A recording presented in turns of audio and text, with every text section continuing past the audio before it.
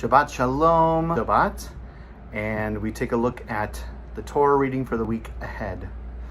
And we begin by singing how wonderful it is to be here, to be sitting together as brothers and sisters and family. We sing Hine Ma Tov. Hine Ma Tov.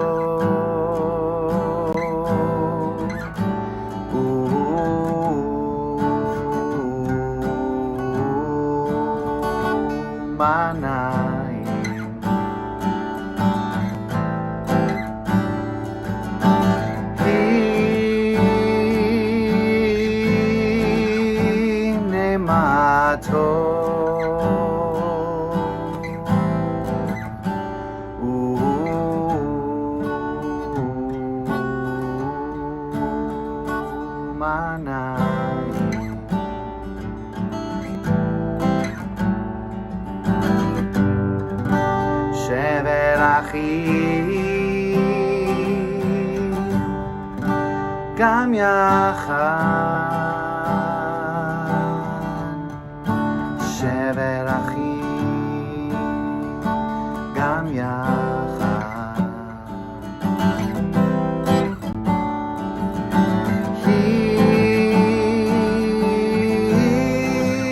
הנה מה טוב.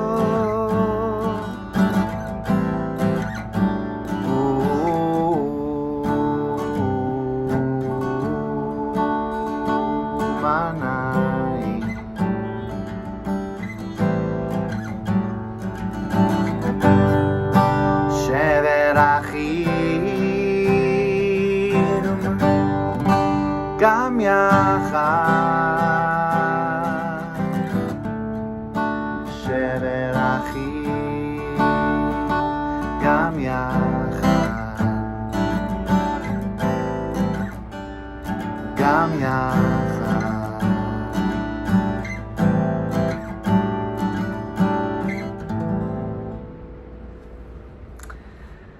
So, this week, we're focusing on Parashat Emor, which the rest of the diaspora was focusing on Parashat Kedoshim. We at United Hebrew, we focus on what the Torah portion is if you live in the land of Israel. And so if you live in the land of Israel, then this past week was Parashat Emor.